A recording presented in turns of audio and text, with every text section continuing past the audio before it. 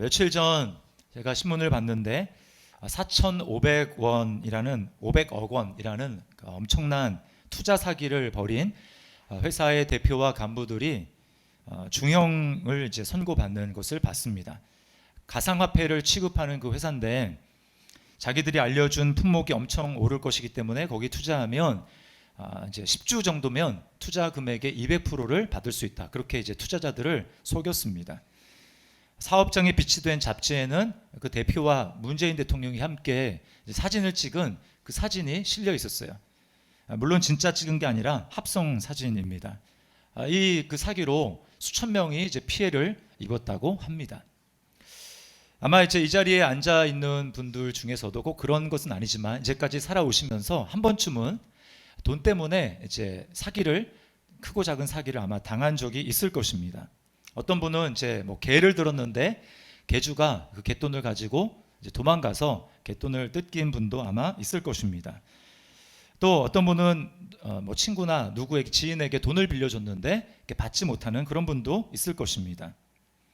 지금도 이제 지하철에 그런 분이 있는지 모르겠는데 제가 이제 예전에 저는 이제 대학 신대원 다닐 때까지만 이제 그 대중교통을 이용하고 그 다음에는 거의 대중교통을 이용하지 못했어요. 예전에 이제 제가 뭐 대학교를 다니던 그때 보면 지하철에 이렇게 음악을 틀어놓으면서 이렇게 타이어 같은 거 이렇게 앉아서 앉은뱅이로 끌고 다니시면서 이렇게 구걸하시는 그런 분들이 있었습니다. 어떤 분이 이제 그분들이 너무 불쌍하니까 그래서 마음에 동해서 꽤 큰 금액을 그 바구니에다가 이렇게 기부를 했는데 나중에 알고 보니까 화장실에서 그분이 싹 옷을 갈아입고 멀쩡하게 걸어서 나오더라라고 하는 이 사기를 당했다. 이런 이야기를 하는 것을 들은 적이 있습니다. 속은 거죠. 자, 오늘은 추수감사 주일인데 보통 추수감사 주일이라고 하면 어떻습니까? 지나간 과거에 하나님께서 어떤 은혜를 베풀어 주셨는지를 기억하고 감사하는 그런 일입니다. 근데 오늘은 좀 초점을 바꾸어서 지나간 것에 물론 감사하지만 우리가 앞으로 미래에 좀 초점을 맞추어서 심는 것에 초점을 좀 맞춰 보려고 합니다. 무엇을 어떻게 심을 것인가? 우리는 유명한 서양 속담을 알고 있습니다. 이런 말이 있죠. 생각을 심으면 행동을 거두고, 행동을 심으면 습관을 거두고, 습관을 심으면 성품을 거두며, 성품을 심으면 운명을 거둔다. 여기서 말하려고 하는 것이 무엇입니까? 지금 내가 내 삶은 그냥 거저 주어진 것이 아니라 내 삶에 내가 과거에 뭐 어떤 생각이든 행동이든 심은 그 결과 지금 현재의 내 삶이 존재한다라고 하는 것입니다. 이것은 엄연한 현실이기 때문에 핑계할 수가 없습니다. 우리는 지금도 내가 자각하지 못하는 순간에 끊임없이 어떤 생각을 또 어떤 행동을 우리는 나도 모르게 심고 있습니다. 그리고 언젠가 미래에 그것을 거두게 되겠죠. 오늘 7절 말씀에 이렇게 이야기를 합니다. 스스로 속이지 말라. 하나님은 업신여김을 받지 아니하시나니 사람이 무엇으로 심든지 그대로 거두리라. 저는 오늘 심는 대로 거두는 삶이라는 제목으로 여러분에게 세 가지 질문을 좀 던져보고 그 질문에 대해서 답을 생각해 보려고 합니다. 자, 세 가지 질문은 뭐냐면 첫 번째는 어디에다가 심을 것인가? 두 번째는 무엇을 심을 것인가? 세 번째는 어떤 태도로 심을 것인가 라고 하는 것입니다. 자, 먼저 첫 번째 질문은 어디에다 심을 것인가 라고 하는 것입니다. 자, 이것은 밭을 이야기하는 것입니다. 투자처를 이야기하는 것이죠. 자, 본문에는 두 종류의 밭이 우리에게 있다고 이야기를 합니다. 하나는 육체고 하나는 성령이에요. 8절 말씀을 보세요. 자기 육체를 위하여 심는 자는 육체로부터 썩어질 것을 거두고 성령을 위하여 심는 자는 성령으로부터 영생을 거두리라. 네, 두 종류의 밭이 바로 육체와 성령이라고 명확하게 이야기하고 있습니다. 여기 육체를 위하여, 성령을 위하여라고 이야기하는데 좀 더 와닿는 표현은 육체에다가 성령에다가 라고 번역하는 게 좀 더 와닿는 것 같아요. 자, 여기 육체에다 심으면 어떻게 됩니까? 썩을 것을 거둔다라고 이야기를 합니다. 우리는 갈라디아서 한 장 전에 5장에서 육체의 일의 목록을 쭉 살펴봤습니다. 그리고 육체의 일을 한 결과가 무엇인지 한마디로 뭐라고 얘기합니까?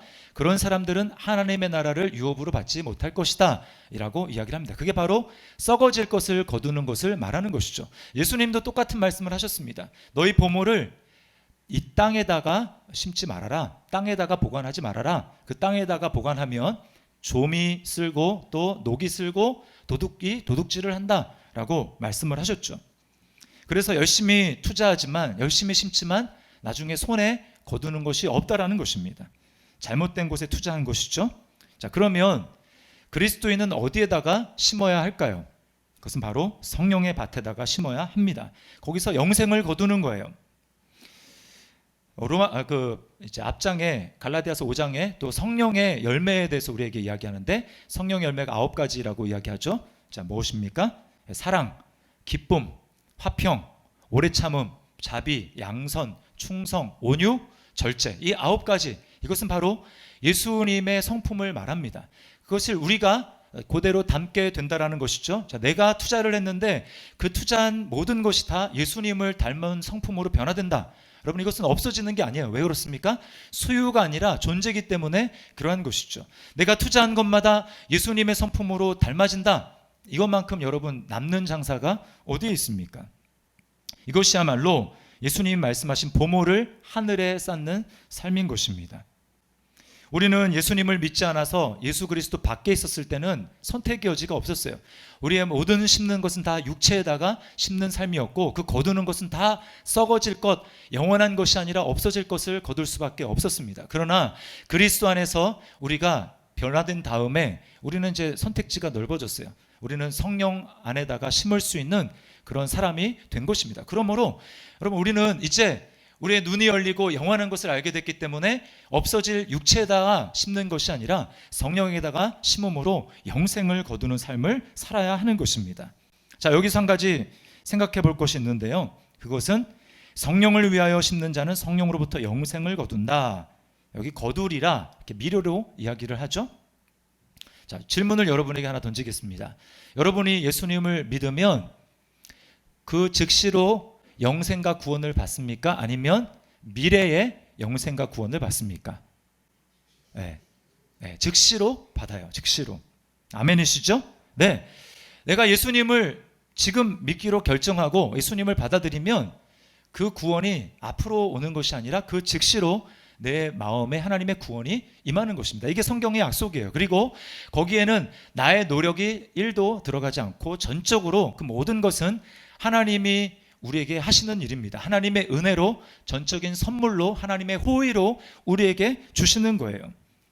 그러니까 우리는 감사할 것밖에 없고 찬양할 것밖에 없습니다. 자, 그런데 오늘 이 말씀에 보니까 성령을 위하여 심어야 영생을 거두리라, 마치 영생을 거두는 것이 우리가 심는 그 행위에 달려있는 것처럼 이야기를 하고 있습니다. 이건 어떤 뜻이냐면 내가 열심히 심는 행위를 해야 영생을 쟁취할 수 있다, 이런 의미가 아니고 예수님을 믿으면 그 마음이 변화된다라는 걸 얘기를 하는 거예요. 마음이 변화되어서 이전에는 육체, 세상에만 오로지 관심이 있었다면 이제는 우리의 눈이 열려서 영원한 것을 볼 수 있게 되었고 하나님을 알게 되었기 때문에 마음이 중심이 점점 영원한 것을 향할 수 있게 되었다라는 것을 우리에게 보여주는 것입니다. 그 결과로 우리는 육체가 아니라 성령에 심는 사람이 되었다라는 것을 우리에게 보여주는 것이죠. 자, 그러니까 성령의 밭에다가 심는다라는 것 자체가 뭘 얘기를 해주는 것입니까? 그건 그 사람이 이미 구원받은 사람이라는 것을 보여주는 거예요. 그러니까 보십시오. 성령의 밭에 심어서 영생을 거두는 것이 아니라 우리가 성령의 밭에 심어서 구원받는 것이 아니라 구원받았기 때문에 성령의 밭에다 심는다라고 하는 것을 우리에게 말해주는 것입니다. 우리의 정체성을 말하는 거예요. 너희는 더 이상 육체에 심는 자가 아니고 거듭난 너희는 이제 성령의 밭에다가 심는 사람이 되었다. 이것을 기억해라 라고 하는 것입니다. 자, 두 번째 질문입니다.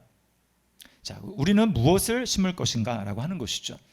자, 저는 개인적인 차원과 공동체적인 차원 두 가지를 말씀을 드리려고 합니다. 먼저 개인적인 차원에서 심어야 할 것은 말씀이에요. 말씀. 자, 6절 말씀을 보십시오. 가르침을 받는 자는 말씀을 가르치는 자와 모든 좋은 것을 함께 하라. 자, 여기 가르침을 받는 자가 있고 가르치는 사람이 있어요. 그러나 공통점이 무엇입니까? 말씀을 가르치고 말씀을 배운다라는 것입니다. 자, 히브리 사람들의 개념에서는 배우는 것과 가르치는 것이 한 그 단어에서 나왔어요. 이게 구분이 되지 않습니다. 뭘 얘기해 주는 것입니까? 우리 중에 가르치는 사람이 되는 사람은 예외 없이 그 사람은 잘 배우는 사람이 되어야 된다라고 하는 것입니다. 끊임없이 배우는 사람이어야 말로 잘 가르칠 수 있는 사람이 된다라는 것입니다. 우리 교회 비전은 그 교회 이름의 영어 이니셜 안에 다 들어가 있습니다. 자, 그 맨 앞에가 더 THE. 그 T가 무엇입니까? 네, 가르치는 교회. 우리는 말씀을 가르치는 교회예요. 그러므로 여러분은 말씀을 잘 배우셔야 하는 것입니다. 그 말씀을 배울 때 거기서 영적인 성장이 일어나는 거예요. 자, 그 베드로전서 2장 2절 말씀을 우리 함께 읽어보도록 하겠습니다. 시작. 갓난아기들 같이 순전하고 신령한 젖을 사모하라. 이는 그로 말미암아 너희로 구원에 이르도록 자라게 하려 함이라. 네, 사모하라라고 이야기를 합니다. 이 사모한다라는 말은 간절하게 열망하는 것을 이야기하는 것이죠. 갓난 아이들 이렇게 키워보신 분들 다 아시겠지만 아이는 배가 고프면 젖을 줄 때까지 웁니다. 그렇죠? 계속해서 울어요. 그건 아이의 본능입니다. 왜 그렇습니까? 아이한테 지금 젖을 먹느냐 안 먹느냐는 이거는 선택의 문제가 아니라 필수예요. 필수. 젖을 먹지 않으면 죽는 것입니다. 여러분, 이건 성도에게도 마찬가지입니다. 성도에게 하나님의 말씀은 그냥 있으면 좋고 없어도 어쩔 수 없는 그런 것이 아니라 그 말씀이 없으면 우리는 영원히 죽는 것입니다. 그러므로 열망하라고 이야기를 하는 거예요. 우리 자신의 모습을 한번 점검해 봤으면 좋겠어요. 여러분은 하나님의 말씀을 열망하고 있습니까? 하나님 말씀에 대한 영적인 굶주림이 있습니까? 내가 주님 말씀을 더 알기를 원하고 하나님 말씀이 내게 충분하지 않으면 나는 만족이 없습니다 라고 하는 그런 갈급함이 여러분에게 있습니까? 굶주림이 있는 게 정상입니다. 만약에 없다면 여러분은 지금 영적으로 병에 걸린 거예요. 우리들 가운데는 많은 교회에서 훈련을 받은 분들도 있을 것입니다. 성경 공부를 굉장히 많이 한 분들도 있을 거예요. 어떤 분은 신학 공부까지 성경대학 이런 걸 다니면서 신학 공부까지 하신 분들도 있을 것입니다. 열심히 배우는 것은 참 좋은 일입니다만 우리가 잊지 말아야 될 것은 하나님의 말씀을 우리가 안다라고 할 때 그 안다라는 것은 단지 머릿속으로 지식적으로 아는 것을 이야기하지 않습니다. 그것은 기본이고 더 나아가서 내가 하나님을 사랑해야 되고 하나님 말씀에 구체적으로 순종하는 내 삶으로 드러나야 된다는 거예요. 그 전까지는 알아도 아는 것이 아닙니다. 그래서 여러분, 우리가 속으면 안 되는 거예요. 내가 성경을 많이 알지, 그래서 하나님을 사랑합니까? 하나님께 순종하고 있습니까? 그렇지 않다면 여러분, 그 아는 것은 나를 교만하게 만들 뿐이라는 것입니다. 제가 이제 엊그제 교회 사무실에 있다가 저녁 때가 돼서 이제 밥을 먹으러 나가는데 그 시간에는 이제 항상 저 친교실에 불이 꺼져 있는데 불이 켜져 있는 거예요. 그래서 제가 웬일인가 하고 딱 봤더니 여자 한 집사님이 앉아 계시더라고요. 제가 이제 문을 살며시 열고 들어가 봤어요. 들어가서 잘 들어가 도대체 뭘 하시나 그랬더니 그분이 중얼중얼 막 이렇게 하는 겁니다. 보니까 뭘 하나 봤더니 이제 성경을 읽는 거예요. 성경을 보통 이렇게 눈으로 보는데 그분은 성경을 이렇게 읽으면서 중얼중얼 성경을 읽으시더라고요. 이제 다락방 끝난 다음에 교회 기도하러 왔는데 시간이 좀 남아가지고 자기가 이제 성경을 본다는 거예요. 그리고 올해 자기가 반드시 성경을 완독을 할 거라고 저한테 이제 굳은 결심을 이야기를 해줬습니다. 제가 그 집사님을 아는데 우리 교회에 이제 출석한 지가 한 1년 이제 남짓 됐어요. 근데 그분에게는 말씀에 대한 열망이 있더라고요. 제가 그분을 아는데 이분이 궁금증도 많아서 이제 수시로 막 물어봅니다. 목사님, 이건 도대체 왜 그러냐고, 이건 도대체 무슨 뜻이냐고 이렇게 물어봐요. 참 좋은 태도죠. 그분이 믿음이 쑥쑥 자라는 거예요. 말씀에 대한 열망이 있으니까 자라는 것입니다. 여러분, 제대로 지금 심고 있는 거예요. 2019년이 이제 얼마 남지 않았습니다. 2달도 채 남지 않았는데 우리 삶을 다시 재조정할 필요가 있습니다. 우리는 말씀 앞에 나아가야 되고 하루의 삶의 시작을, 내 삶의 중심을 하나님의 말씀을 읽고 그 말씀을 묵상하는 데 내 삶의 스케줄을 새롭게 조정해야 돼요. 그것이 바로 내 삶을 내 생각대로가 아니라 하나님의 생각대로 내 삶을 심는 것이고, 그런 사람이야말로 후회함이 없는 그런 결실을 거두게 되는 것입니다. 자, 두 번째로 무엇을 심을 것인가? 공동체적인 차원인데요. 그것은 공동체를 위한 선행에 힘쓰라는 것입니다. 자, 10절 말씀을 우리 같이 한번 읽어보겠습니다. 시작.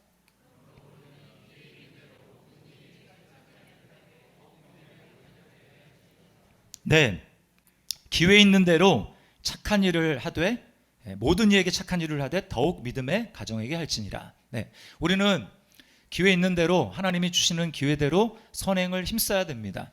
대상을 가리지 말고. 그러나 우선순위가 있다면 오늘 분명히 얘기를 하는데 믿음의 가정들에게 할지니라. 믿음의 식구들 형제 자매들에게 먼저 선행을 하라는 것이죠. 어떻게 하면 여러분 공동체, 믿음의 공동체 안에서 선행을 할 수 있을까요? 먼저는 모이기에 힘쓰는 것입니다. 모이지도 않았는데 무슨 선을 할 수 있겠어요? 그냥 모이는 게 먼저죠. 다락방도 그렇고 교회 예배도 마찬가지고 계속해서 얼굴을 보고 할 때에 더 친밀함이 쌓이고 마음이 생깁니다. 그런데 한 번, 두 번 빠지기 시작하면 서먹서먹해지는 거예요. 그리고 마음도 멀어지게 되어 있습니다.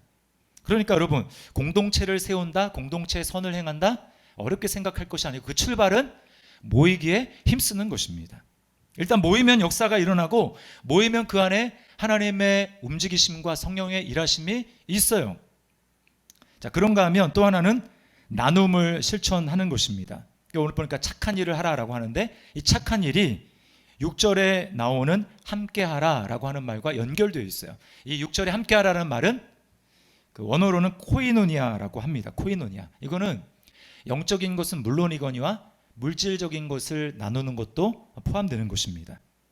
여러분 진정한 교제는 우리가 서로의 마음을 나누고 어려움을 나누고 기도를 할 때 우리 기도만 나누는 것이 아니라 때때로 성령께서 우리에게 감동하시면 내가 가지고 있는 물질을 형제 자매들에게 흘려보낼 수 있어야 돼요. 그래서 흘려보낸다. 선교단체에서는 이거를 플로잉이라고 합니다. 그러니까 내게 있는 것을 흘려보낸다라는 거죠. 플로잉. 이제 오해하지 마십시오. 나눔이라는 거 할 때 이건 거래가 아닙니다. 그렇죠? 우리 교회는 성도 간에 어떤 금전적이나 사업적 거래를 금하고 있습니다. 그러므로 여러분 돈을 빌려달라고도 하지 마시고 빌려주지도 마세요. 왜 그렇습니까? 하나님을 의지하는 게 아니기 때문에 그래요. 돈을 의지하고 사람을 의지하는 것은 믿음에 전혀 도움이 되지 않습니다. 그거는 사탄에게 틈을 주는 것이고 공동체를 무너뜨리는 거예요. 시험에 들 수 있습니다. 플로잉은 뭐냐면 조건 없이 그냥 주는 거예요. 거래가 아니라 조건 없이 주는 것입니다.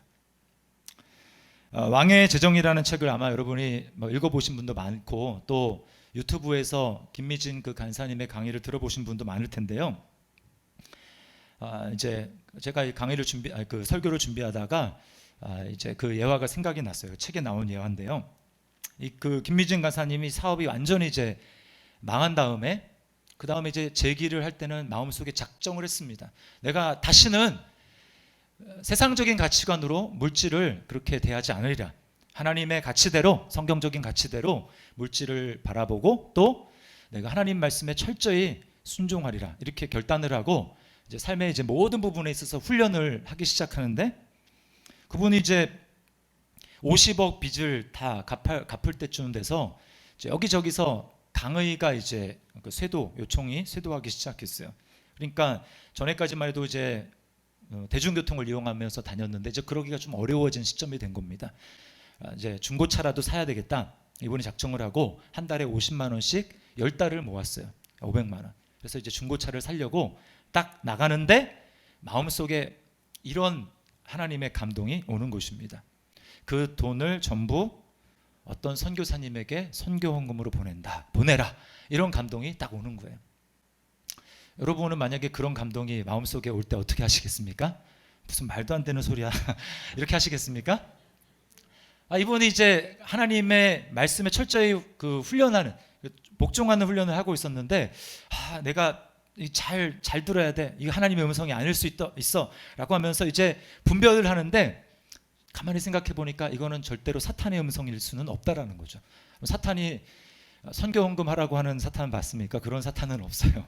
복음 전하는 일을 방해하는 것이죠. 사탄의 음성은 절대 아니고 자기 음성도 아니었대요. 왜냐하면 그 하나님이 선교 헌금하라는 그 선교사님은 자기가 선교사 중에 제일 싫어하는 선교사였대요. 왜냐하면 이제 그 선교사님 때문에 자기 남편이 하던 사업 내려놓고 이제 하나님이 한다고 막 그랬기 때문에 자기가 이제 그 선교사님 별로 안 좋아했대요.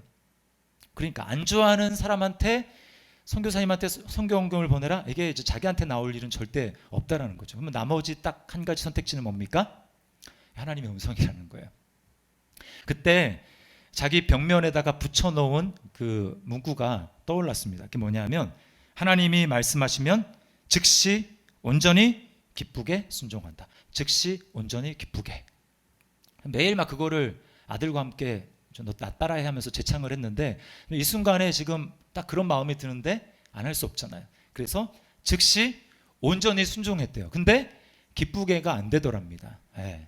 왜냐하면 좀 차 사야 되는데 차 못 사고, 그리고 자기가 하필이면 좋아하는 선교사님도 많은데 하필이면 그 선교사님. 그래서 이제 기쁘게는 아니고 억지로 순종을 했대요. 그리고는 이제 사업장에 출근을 했는데 점심때쯤 강남에 사는 친구로부터 전화가 연락이 왔답니다. 전화를 받았더니 미진아, 이제 너 퇴근하는 길에 우리 집에 잠깐만 들렸다 가라. 내가 너 맛있는 저녁 사줄게. 이렇게 이야기를 하는 거예요. 그래서 이제 퇴근하는 길에 친구 집에 들렸어요. 들렸는데 그 친구가 보여줄 게 있다면서 차고 문을 탁 열었어요. 그랬는데 그 차고에 오늘 뽑은 그 이제 일제 고급 승용차가 딱 있다라는 것입니다. 그래서 자기가 딱 그걸 보는 순간에 아니 염장을 질러도 유분수지, 정말 나는 지금 중고차도 지금 못 사는데 오늘 이제 차 뽑았다고 자랑을 하냐? 속으로 이제 그렇게 생각하는데 그 친구가 이렇게 얘기를 하는 거예요. 내가 오늘 새벽 기도를 갔는데 하나님이 자기한테 이렇게 이제 마음을 주시더래요. 친구 미진에게 맛있는 저녁을 사주고 그리고 차도 사줘라. 이런 마음에 감동이 들었다라는 거예요. 그러면서 차 키를 주면서 이거 저 하나님이 너 주라는 거니까 네가 몰고 가라고. 근데 이제 외제차는 유지비가 많이 들잖아요. 그래서 마음은 너무 고맙지만 나 이걸 유지할 수 있는 능력이 안 되니까 나 옆에 있는 저 차 가지고 갈게. 그래서 그랜저, 옆에 있는 그랜저를 몰고 왔다라고 하는 것입니다. 여러분 참 이 두 분이 멋지지 않습니까? 10개월 동안 적지 않은 돈 모은 것을 뭐 하나님 음성이라고 순종하는 그 김미진 간사님이나 또 새벽 기도에 가서 들은 거를 주님 제가 잘못 들었어요 하지 않고 그것을 순종해서 친구를 위해서 적지 않은 그 금액의 차를 선물한 그 친구나, 여러분 이런 이 플로잉 흘려보내는 게 가능하려면 그냥 안 됩니다. 내 마음에 하나님이 내 삶의 중심이시다라고 하는 그 진실한 고백이 있어야 하고요. 그리고 기도하는 삶이 전제되어 있고 하나님이 주실 때 마음의 감동을 주실 때 내가 적극적으로 순종하겠습니다. 이런 마음 없으면 여러분 그런 사람 살라고 해도 살 수 없는 거예요. 제 말을 오해하지 마십시오. 꼭 몇백씩 또는 무슨 자동차 뭐 이런 것을 흘려보내야 되나 보다 그렇게 말씀을 드리는 게 아닙니다. 여러분 우리가 주님 앞에 플로잉 하겠다라는 그런 결단과 마음만 있으면 하나님은 우리의 작은 것이라도 사용할 것입니다. 여러분 우리가 흘려보내는 삶을 산다고 한번 해보십시오. 우리 공동체에 하나님의 사랑과 은혜가 얼마나 넘치겠습니까? 어려운 성도들이 얼마나 많은 하나님의 사랑을 경험하겠습니까? 자, 마지막 세 번째 질문은 어떤 태도로 심을 것인가라고 하는 것입니다. 답은 9절이에요. 9절 말씀 우리가 함께 읽겠습니다. 시작. 우리가 선을 행하되 낙심하지 말지니 포기하지 아니하면 때가 이름에 거두리라. 네, 선을 열심히 행하되 절대 낙심하거나 포기하지 말라는 것입니다. 여러분 우리가 어떨 때 낙심하고 포기합니까? 어떤 일이 내가 계획한 대로 좀 빨리 진행되지 않을 때, 내 계획과 다를 때, 눈에 그것이 잘 나타나지 않을 때 우리는 낙심하고 포기하고 싶은 생각이 듭니다. 성경을 보는데 깨달아지지도 않고 잠만 오고 믿음이 전혀 성장하는 것 같지 않아요. 또 작정하고 이제 기도하려고 뭐 새벽 기도든지 나왔는데 기도가 잘 되지 않고 졸리기만 하고 하루 종일 피곤하기만 합니다. 다락방에 뭐 나가라고 그렇게 강조를 해서 다락방에 나가봤더니 멀리서는 참 괜찮아 보였는데 가까이 가서 보니 다락방 식구들이 다 흠이 많아요. 단점이 막 생깁니다. 그래서 실망하게 되는 거예요. 또 이제 일주 전에 우리가 행복축제 있었잖아요. 전도하려고 그렇게 막 애쓰고 기도하면서 다가가서 이렇게 권유하고 해도 마음이 완강해서 계속해서 거부합니다. 마음에 낙심이 되는 것이죠. 그런가 하면 또 순장으로서 순원들을 잘 섬긴다고 하나님 앞에 기도하고 최선을 다해서 섬기는데 잘 따라주지 않고 다락방에도 잘 나오지 않습니다. 그러면 마음에 낙심이 되고 포기하고 싶은 생각이 들죠. 그런데 여러분, 우리가 꼭 기억할 것이 있습니다. 우리는 자기도 모르게 무의식적으로 이렇게 어떤 일에 대해서든지 생각하는 경향이 있어요. 어떻게 생각하냐면 이 일은 금방 될 거야. 그리고 크게 어렵지 않을 거야 라고 하는 생각을 나도 모르게 하는 것입니다.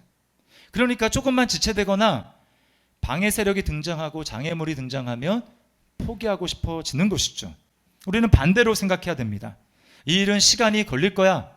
생각보다 어려울 거야. 그러나 나는 절대로 포기하지 않을 거야. 이런 생각을 스스로 계속해서 주입해야 되는 것입니다. 우리 주변에 꼭 영적인 거 아니라도 둘러보십시오.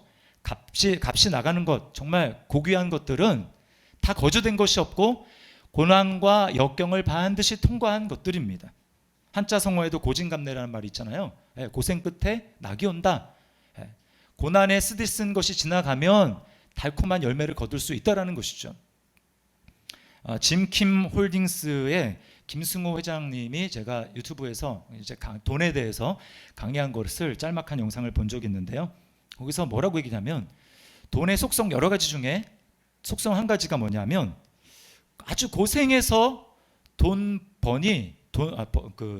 돈이 그냥 유산을 상속받거나 쉽게 생긴 돈보다 훨씬 더 무게감이 있고 중량 자체가 다르다는 것입니다. 그래서 쉽게 번 돈은 그냥 다 날아간다라는 거예요. 잠언 20장 21절 말씀에도 이런 말씀이 있습니다. 처음에 속히 잡은 산업은 마침내 복이 되지 아니하느니라. 제가 이제 대학 시절에 어느 교회에 사는 부흥 집회 참석한 적이 있는데 그때 어떤 목사님이 이제 그 말씀을 전하는 목사님이 이렇게 이야기를 하시더라고요. 여러분 가운데 혹시 기도해도 응답이 잘 오지 않는 분 있습니까? 그럼 낙심하지 마십시오. 그런 분은 대기만성형일 가능성이 많습니다. 이렇게 이야기를 하더라고요. 제가 그래서 위로가 받았어요. 그때 기도 많이 한 게 있는데 응답이 잘 안 되는 거예요. 나는 대기만성형이구나. 이렇게 위안을 받은 적이 있습니다. 여러분 이제 오해하시면 안 돼요. 기도했을 때입니다. 기도 안 하면서 나는 대기만성형이야 이렇게 스스로 위안을 삼으시면 안 됩니다. 기도 열심히 하는 분들, 여러분이 고통 가운데 기도하는데 원하는 대로 빨리 이루어지지 않습니까? 낙심하지 마십시오. 지금 하나님이 여러분에게 원금과 함께 이자를 열심히 복리로 지금 계속해서 돌리고 계시는 중이에요. 자, 여러분 이제 계산을 돌려보세요. 만약에 원금과 이자가 이제 복리로 계속해서 불어난다 그러면 빨리 그거 받는 게 좋습니까? 아니면 좀 묵혀놨다 나중에 받는 게 좋습니까? 잘 모르세요? 먼저 받을수록 손해죠. 하나님의 일하심이 그렇다라는 거예요. 제가 이제 이 말씀을 준비하면서 떠오른 성경의 인물이 요셉이었습니다. 요셉은 형들의 이 아버지에 대한 사랑이 이제 그 동생한테 다 간다라는 그 시기심 때문에 형들이 이제 팔았어요. 그래서 어디로 갑니까? 이집트의 노예로 팔렸어요. 성실히 열심히 일했지만 억울하게 누명을 써서 감옥에까지 들어갑니다. 여러분 타지에서 노예 생활에다가 감옥까지 들어갔어요. 거기 무슨 소망이 있습니까? 삶이 소망이 없는 거죠. 근데 요셉은 포기하지 않았어요. 낙심하지 않았습니다. 요셉이 있던 감옥은 그 높은 관직들이 이제 그 바로를 섬기다가 이제 죄를 짓거나 그러면 들어오는 그런 감옥이었어요.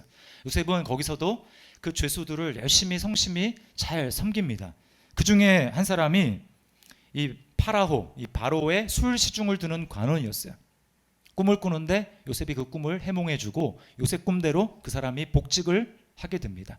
그 사람이 복직될 때 요셉이 간절히 부탁했어요. 제발 나가실 때 저를 기억해 주십시오. 저는 감옥에 들어올 만한 잘못을 저지르지 않았습니다. 저를 제발 기억해 주세요. 그러겠다고 했는데 잊어버렸어요. 그렇게 해서 여러분 2년이라는 시간을 감옥에서 더 썩게 됩니다. 그런데 2년이 지난 어느 날 이 바로가 꿈을 꾸는 거예요. 근데 이집트 전역에 해몽하는 사람을 다 동원해도 그 꿈을 해석할 사람이 아무도 없는 것입니다. 그제서야 2년 전에 요셉의 꿈 해몽 때문에 복직되었던 그 술 맡은 관원이 요셉을 생각해내고 바로에게 요셉을 추천합니다. 비로소 요셉이 바로 앞에 서서 바로의 꿈을 해몽하게 되고 요셉이 뭐가 됩니까? 총리가 되는 거예요. 총리. 그러니까 잘 보세요. 만약에 2년 전에 요셉이 그 복직하는 장관이 요셉을 기억해서 아 그래 고맙다 끄집어냈으면 어떻게 될까요? 그냥 그 장관 밑에서 뭐 술부서 중에 한 말단 직원에 지나지 않는 것입니다. 그런데 2년 기다렸더니 어떻습니까? 하나님의 때가 되어 때가 이름에 요셉이 하나님의 계획대로 총리가 된 거예요. 여러분, 하나님의 때는 내가 생각한 때와 다르지만 그때는 반드시 옵니다. 그러므로 낙심하지 마시고 포기하지 마시고 여러분 계속해서 선을 행할 수 있기를 주님의 이름으로 축원합니다. 예수님을 한번 생각을 해보십시오. 인간적인 마음으로 예수님처럼 낙심할 일이 많은 사람이 또 있을까 생각이 듭니다. 다른 건 다 뒤로 하고서라도 예수님의 3년 동안 정성과 모든 것을 먹고 자고 하면서 쏟아부었던 제자들, 그 제자들이 다 예수님을 버리고 가장 위기의 순간에 도망갔어요. 그 중에 베드로는 어떻습니까? 예수님이 지금 사형 재판을 받는 그 재판석에서 예수님이 다 들을 수 있는 그 자리에서 예수님을 모른다고 3번이나 부인하고 저주하고 도망갔어요. 또 가룟 유다는 어떻습니까? 돈 받고 예수님을 원수들에게 넘겨줬습니다. 만약에 우리 교회도 제자훈련하는 교회니까 제가 제자훈련을 12명을 이제 1년 동안 열심히 했는데 그분들이 1년 제자훈련을 다 받은 다음에 한날 한시에 갑자기 뭐 이런저런 이유를 대면서 교회를 떠난다. 저는 솔직한 말로 저는 목회를 못할 것 같아요. 더 이상 상심이 너무 커서. 왜냐하면 뭐 제자훈련 다 쏟아부었는데 다 다른 교회로 간다? 저는 그날로 목회를 아마 접을 것입니다. 여러분 만약에 예수님이 3년 동안 제자훈련한 제자들이 지금 다 도망가서 예수님이 낙심이 되고 그래서 무슨 사명이냐 포기해야지 라고 했다면 어떻게 됐을까요? 십자가는 이루어지지 못했을 것이고 저와 여러분은 구원을 받지 못했을 것입니다. 저와 여러분을 향한 죄 때문에 하나님의 심판과 저주는 그대로 남아있을 거예요. 그러나 예수님은 사람을 의지하지 않으셨고 사람의 속에 뭐가 있는지 아셨기 때문에 사람을 의지하지 않으시고 계속해서 하나님 한 분을 보시고 십자가의 길을 걸어가셨어요. 그리고 십자가 위에서 자신의 생명을 죽음으로 심으심으로 예수님은 부활을 경험하실 뿐만 아니라 예수님의 죽으심과 부활로 말미암아 저와 여러분들이라는 놀라운 예수님을 믿는 많은 사람들의 열매를 거두게 된 것입니다. 그래서 주님은 자신의 죽음을 향해서 죽기 전에 이렇게 말씀하셨어요. 한 알의 씨가 땅에 떨어져 죽으면 많은 열매를 맺을 것이다. 이게 자신의 죽음을 향해서 말한 것입니다. 여러분, 예수님의 죽으시고 부활하심으로 말미암아 저와 여러분이 예수님 안에 있다면 이제 예수님 때문에 우리의 운명이 완전히 달라졌어요. 그래서 예수님이라는 거기에 들어갔다가 나오면 저주도 그리고 심지어는 죽음이라 할지라도 다 바뀌어서 영원한 생명으로 그리고 우리에게 복으로 임하는 것을 여러분 믿으시기를 바랍니다. 성경이 우리에게 그걸 얘기를 하는 거예요. 우리가 알거니와 하나님을 사랑하는 자 곧 그의 뜻대로 부르심을 입은 자들에게는 모든 것이 합력하여 뭐를 이루어요? 선을 이루느니라. 아멘. 이것이 바로 우리의 운명입니다. 그러므로 우리가 예수님 안에 있다면 여러분 무엇을 두려워하겠어요? 부활의 주님이 우리의 손을 붙잡고 가시고 우리와 함께 하시는데 여러분 무엇을 심는다고 낙심하거나 포기하겠습니까? 내가 무엇을 심어도 주님께서는 반드시 거기에서 선한 열매가 맺혀지도록 우리에게 은혜를 베풀어 주실 것입니다. 여러분 고린도전서 15장 58절 말씀 우리 함께 읽어보겠습니다. 시작. 내 사랑하는 형제들아 견실하며 흔들리지 말고 항상 주의 일에 더욱 힘쓰는 자들이 되라. 이는 너희 수고가 주 안에서 헛되지 않은 줄 알미라. 아멘. 말씀을 맺겠습니다. 여러분 자신을 속이지 마십시오. 하나님은 절대로 속는 분이 아닙니다. 우리는 심는 대로 거둘 것입니다. 내가 심지 않은 것을 거둘 수 있는 일은 없을 거예요. 내가 적게 심었다면 그 사람은 적게 거둘 것입니다. 많이 심었다면 많이 거두게 될 것입니다. 여러분, 어디에다가 여러분 심으시겠습니까? 육체에 심으시겠습니까? 성령에 심으시겠습니까? 이 땅에 심으시겠습니까? 영원한 하나님 나라에 심으시겠습니까? 또 여러분 무엇을 심으시겠습니까? 말씀을 심으시기를 바랍니다. 말씀을 열망하며 끊임없이 그 말씀 앞에 나아가십시오. 열심히 배우시기를 바랍니다. 뿐만 아니라 공동체에 선을 행하기를 힘쓰십시오. 모이기에 힘쓰시고, 그리고 하나님의 은혜로 성령께서 감동하실 때 영적인 것뿐만 아니라 물질도 흘려보낼 수 있는 플로잉을 여러분 실천하시기 바랍니다. 여러분 낙심하지 말고 포기하지 말고 열심히 심으십시오. 그리스도께서 죽음을 생명으로 바꾸어 주셨기 때문에 저와 여러분이 믿음으로 하나님 앞에 심는 그 모든 것은 다 주님이 기억하시며 그날에 하나님이 우리에게 놀라운 열매로 보상해 주실 것입니다. 저와 여러분이 성령으로 말미암아 영생을 거둘 수 있는 지혜로운 농부, 지혜로운 심는 자가 될 수 있기를 주님의 이름으로 축원합니다. 우리 말씀을 기억하면서 찬양 하나님 앞에 드리겠는데요. 여기 이제 왜 나만 겪는 고난이냐고 불평하지 마세요.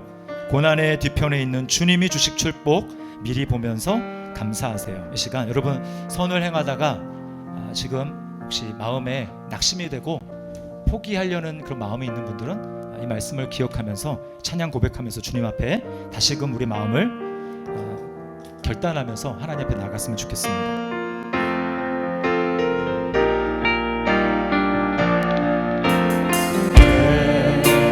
나만 겪는 고난이냐고 불평하지 마세요. 고난의 뒤편에 있는 주님이 주실 축복 미리 보면서 감사하세요. 너무 견디기 힘든 지금 이 순간에도 주님이 일하고 계시잖아요. 남들은 지쳐 앉아 있을지라도 당신만 일어서세요. 힘을 내세요. 힘을 내세요. 힘을 내세요. 주님이 손잡고 계시잖아요. 주님이 나와 함께함을 믿는다면 어떤 역경도 이길 수 있잖아요. 왜 이런 슬픔 찾아왔는지, 왜 이런 슬픔 찾아왔는지 원망하지 마세요. 당신은 잃은 것보다 잃은 것보다 주님께 받은 은혜 더욱 많음에 감사하세요. 아멘. 그렇습니다. 견디기 힘든 지금 이 순간에도 주님이 일하고 계시잖아요. 남들은 지쳐 앉아 있을지라도 당신만 우리 믿음으로 결단합시다. 힘을 내세요. 힘을 내세요. 힘을 내세요. 주님이 손잡고 계시잖아요. 주님이 나와 함께함을 믿는다면 어떤 고난도 견딜 수. 다시 한번 힘을 내세요. 힘을 내세요. 힘을 내세요. 주님이 손잡고 계시잖아요. 주님이 나와 함께함을 믿는다면 어떤 고난도 견딜 수 있잖아요. 주님 다시 오실 때까지, 주님 다시 오실 때까지 열심히 뿌리며 거두겠습니다. 나는 일어나 달려가리라. 주의 영광 온 땅 덮을 때 나는 일어나 노래하리. 내 사모하는 주님, 내 사모하는 주님, 온 세상 구주시라. 내 사모하는 주님 영광에. 다시 한번 결단하며 주님 다시 오실 때까지, 주님 다시 오실 때 낙심하여 주저하지 않겠습니다. 나는 일어나 달려가리라. 주의 영광 온 땅 덮을 때 나는 일어나 노래하겠습니다. 나는 일어나 노래. 두 손을 가슴에 걸고 지나갈까요? 내 사모하는 주님, 내 사모하는 주님, 온 세상 부주시라. 내 사모하는 주님 영광의 왕. 내 사모하는 주님,